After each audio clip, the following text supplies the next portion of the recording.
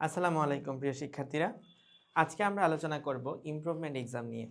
Improvement exam বলতে আমি আসলে কি বোঝাচ্ছি? এইচএসসি 25 ব্যাচের স্পেসিফিক্যালি কথা বলি, কারণ এইচএসসি 25 ব্যাচের এইচএসসি রেজাল্টটা গত 20 বছরের তুলনায় অনেক খারাপ হয়েছে। সো এবছর বেশিরভাগ শিক্ষার্থী ইমপ্রুভমেন্ট এক্সাম দেওয়ার চিন্তাভাবনা করতেছে।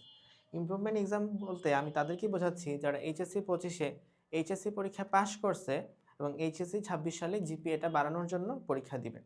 যারা পরীক্ষায় ফেল করছে তাদের জন্য এই ভিডিওটা না। আচ্ছা, প্রথম কথা হচ্ছে ইমপ্রুভমেন্ট এক্সাম দিলে তুমি কয় সাবজেক্টে পরীক্ষা দিতে হবে? সকল সাবজেক্টে পরীক্ষা দিতে হবে। অর্থাৎ তুমি যদি একটা সাবজেক্টে ধরো বি পাইছো বা সি পাইছো বা ডি পাইছো, যার কারণে জিপিএ কমে গেছে, তুমি চাচ্ছ যে না একটা সাবজেক্টে পরীক্ষা দিবা, সেটা হবে না। তোমাকে সকল সাবজেক্টের পরীক্ষাই দিতে হবে। তাহলে এখানে কয় সাবজেক্ট? সব সাবজেক্টের পরীক্ষায় দিতে হবে। নেক্সট কথা হচ্ছে সিলেবাস কি হবে? বোর্ড থেকে রিসেন্টলি একটা নোটিশ দেওয়া হয়েছে যে ইমপ্রুভমেন্ট এক্সাম যারা দিবে তাদের সিলেবাসটা এইচএসসি 25 ব্যাচ হয়ে থাকলে, মানে সে যে বছরে পাশ করছে সেই বছরের সিলেবাসে হবে। লাইক এইচএসসি 25 ব্যাচ যদি এইচএসসি 26 ব্যাচের সাথে ইমপ্রুভমেন্ট এক্সাম দেয়, তাহলে তার সিলেবাসটা হবে এইচএসসি 25-এর শর্ট সিলেবাস, নট 26-এর ফুল সিলেবাস।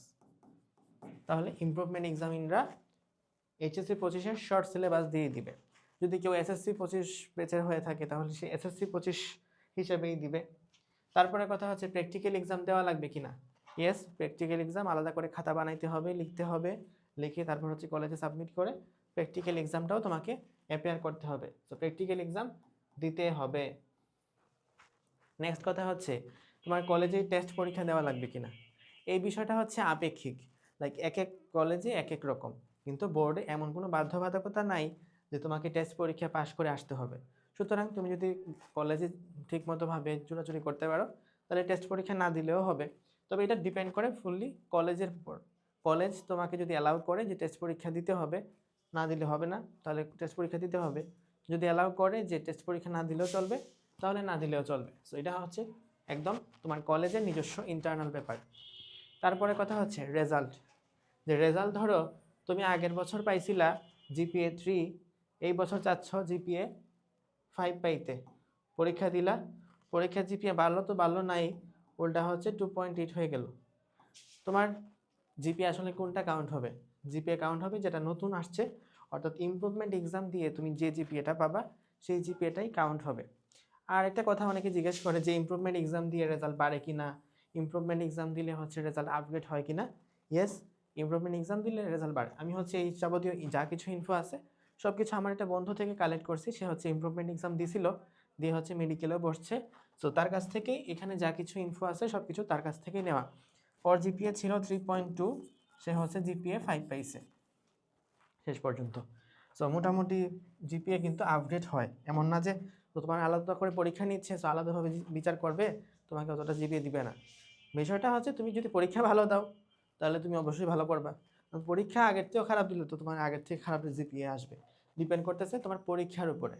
নেক্সট কথা হচ্ছে ইমপ্রুভমেন্ট এক্সামরা, যারা ইমপ্রুভমেন্ট এক্সাম দিবে তারা কি মেডিকেলে বসতে পারবে কিনা?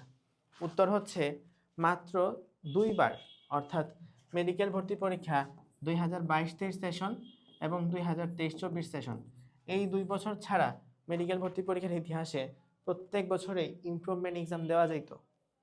তার মানে শুধুমাত্র এই 2 বছর ছাড়া বাকি সবসময় মেডিকেল ভর্তি পরীক্ষায় অ্যাপ্লাই করা গেছে ইমপ্রুভমেন্ট এক্সাম দিয়ে। যেহেতু একটা নিয়ম চেঞ্জ করছে, লাইক 23-24-এর পরে 24-25-এ এসে নিয়মটা চেঞ্জ করছে জুলাই গণঅভ্যুত্থানের পরে, 25-26-ও সেম ইমপ্রুভমেন্ট এক্সামটা দিতে পারছে। সো এই বছরে হঠাৎ করে আবার চেঞ্জ করার কোনো কারণ নাই। আশা করা যায় তুমি 99.9% শিওর থাকো যে তুমি ভর্তি পরীক্ষা দিতে পারবা। কথা হলো ভাই ম্যাট দিলাম, আর কি কি ভার্সিটি আমি দিতে পারবো? তুমি ফার্স্ট টাইমে যেসব ভার্সিটিতে আবেদন করছো ওইগুলা ছাড়া সব জায়গাতে দিতে পারবা। ফার্স্ট টাইমে যেগুলোতে আবেদন করছো সেগুলোতে যদি সেকেন্ড টাইম থাকে তাহলে তুমি ওই ভার্সিটিতে দিতে পারবা। যেমন ধরো ঢাকা বিশ্ববিদ্যালয়, ঢাকা বিশ্ববিদ্যালয় কি ফার্স্ট টাইম নাকি সেকেন্ড টাইম? ফার্স্ট টাইমই দেওয়া যায়, সেকেন্ড টাইম আর দেওয়া যায় না। তো ঢাকা বিশ্ববিদ্যালয়ে তুমি যদি আগের বছর ভর্তি পরীক্ষা অ্যাটেন্ড করে থাকো তাহলে ঢাকা বিশ্ববিদ্যালয়ে তুমি আর নতুন করে ভর্তি পরীক্ষা দিতে পারবে না। কিন্তু তুমি যদি চিন্তা করো, কার কথা বলবো, কৃষি বিশ্ববিদ্যালয়, যে কৃষি বিশ্ববিদ্যালয়ে আগের বছর ভর্তি পরীক্ষা দিছিলা, আগের বছর ভর্তি পরীক্ষা দেওয়ার পরে এই বছর হচ্ছে তুমি আবার দিতে পারবা কিনা। মানে কৃষি বিশ্ববিদ্যালয়ে কিন্তু দুইবার দেওয়া যায়, ফার্স্ট টাইম সেকেন্ড টাইম। তো ফার্স্ট টাইম দিয়েও তোমার চান্স হয় নাই, সেকেন্ড টাইম তুমি দিতে পারবা কি না? সেকেন্ড টাইম দিতে পারবা, অর্থাৎ যেখানে সেকেন্ড টাইম অ্যালাউ আছে সেখানে দিতে পারবা। এখন সাপোজ তুমি ঢাকা বিশ্ববিদ্যালয়ে ফার্স্ট টাইমে ভর্তি পরীক্ষা দাও নাই, মানে 25 ব্যাচ ছিলা তুমি, 25 ব্যাচ হয়েও ঢাকা বিশ্ববিদ্যালয়ে যে ভর্তি পরীক্ষা হলো সেই ভর্তি পরীক্ষায় তুমি অ্যাটেন্ড করো নাই, তাহলে ইমপ্রুভমেন্ট এক্সাম দিয়ে ঢাকা বিশ্ববিদ্যালয়ে ভর্তি পরীক্ষায় তুমি অ্যাটেন্ড করতে পারবা।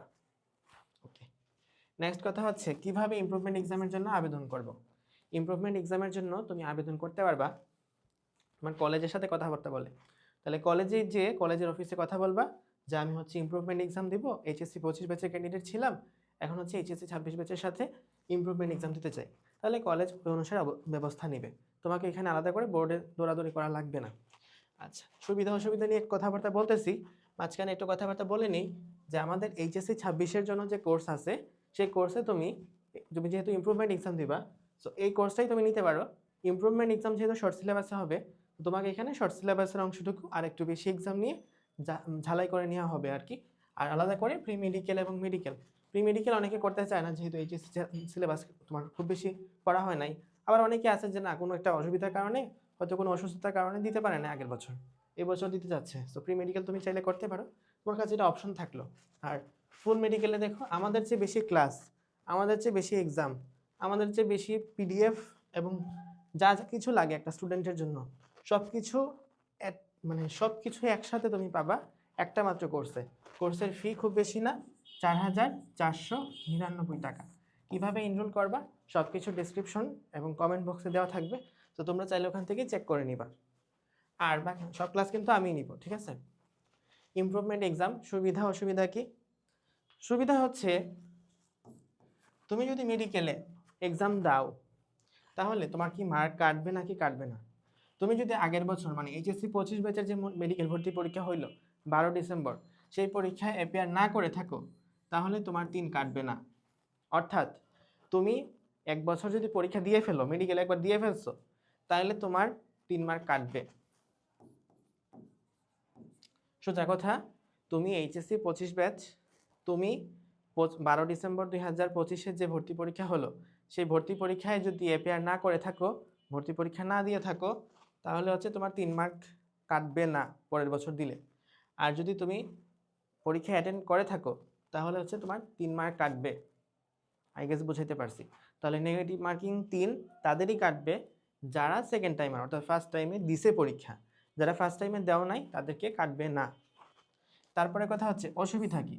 অসুবিধা প্রথম কথা হচ্ছে তুমি তোমার বেস থেকে একটু পিছিয়ে যাবা, তোমার একটু রিস্ক থাকবে যে এই 2 বছর যেহেতু মাঝখানে ভর্তি পরীক্ষা দিতে দেয় নাই, তো আমার ব্যাচে কি হবে না হবে। তারপরে কথা হচ্ছে তোমার জুনিয়র ব্যাচের সাথে একটু বেশি কথাবার্তা বলতে হবে, ওদের সাথে ওদের সাথে এইচএসসি পরীক্ষা দিতে হবে। ওভারঅল একটু নিজেকে লো ফিল লাগবে। এর বাইরে আসলে তেমন কোনো অসুবিধা নাই, বরং অনেক ক্ষেত্রে সুবিধাই আছে। তোমার এখানে তুমি যদি 3 মার্ক মানে 25 ব্যাচের সাথে পরীক্ষা দিতা, হয়তো এমনিতেও চান্স পাইতা না, কিন্তু এখানে 3 মার্ক বরং কাটতেছে না। তারপর হচ্ছে জিপিএ যদি আপডেট হয়, জিপিএ আপডেট হলে তোমার বেশ কিছু সুবিধা আছে। সো ওভারঅল মোটামুটি অনেক কিছু সুবিধা আছে, কিছু মনস্তাত্ত্বিক অসুবিধা আছে, কোনো মানে কারিগরি কোনো অসুবিধা নাই। সো ওভারঅল ইমপ্রুভমেন্ট এক্সাম তোমরা চিন্তাভাবনা করে দেখতে পারো। এখন আমার কাছে যদি জিজ্ঞেস করা যে ইমপ্রুভমেন্ট এক্সাম দিব কি না, তাহলে হচ্ছে যাদের 6 মার্কের চেয়ে কম কাটা যাবে, অর্থাৎ সেকেন্ড টাইম এক্সাম দিলে, ধরো এইচএসসি 25 ব্যাচ তোমার জিপিএ হচ্ছে লাইক 4.75, তাহলে হয়তো আনুমানিক 3 মার্ক, আর এদিকে হচ্ছে তোমার সেকেন্ড টাইম দেওয়ার কারণে আরও 3 মার্ক, অর্থাৎ লেস দেন 6 মার্ক কাটা যাচ্ছে। তাহলে তোমার ইমপ্রুভমেন্ট দেওয়ার দরকার নাই, তুমি হচ্ছে মেইনলি সেকেন্ড টাইম দাও। সেকেন্ড টাইম 6 মার্কের চেয়ে কম কাটা যেও মানুষ সেকেন্ড টাইমে চান্স পায়। তোমার যদি 6 মার্কের চেয়েও বেশি মার্ক কাটা যায়, সেই ক্ষেত্রে আমার কাছে মনে হয় পার্সোনাল সাজেশন তুমি ইমপ্রুভমেন্ট এক্সামটাই দিয়ে ট্রাই করতে পারো। কারণ এতে করে তোমার যেটা সুবিধা হবে, এত মার্ক মানে 6 মার্কের বেশি মানে কত, 8 মার্ক বা 10 মার্ক, এত মার্ক কাটা যেয়ে মেডিকেলে ভর্তির চান্স সম্ভাবনা নাই বললেই চলে। তো সেই ক্ষেত্রে তোমার মোটামুটি কিছুটা হলেও সুবিধা হতে পারে। তোমার যদি এখানে 8 মার্ক 10 মার্ক না কাটা যেয়ে 3 মার্ক কাটা যায়, তাহলে এটা কি তোমার জন্য ভালো নাকি খারাপ? অবশ্যই ভালো। সো ওভারঅল চিন্তা করে দেখতে পারো। সবার জন্য শুভকামনা থাকলো। আল্লাহ হাফেজ, আসসালামু আলাইকুম।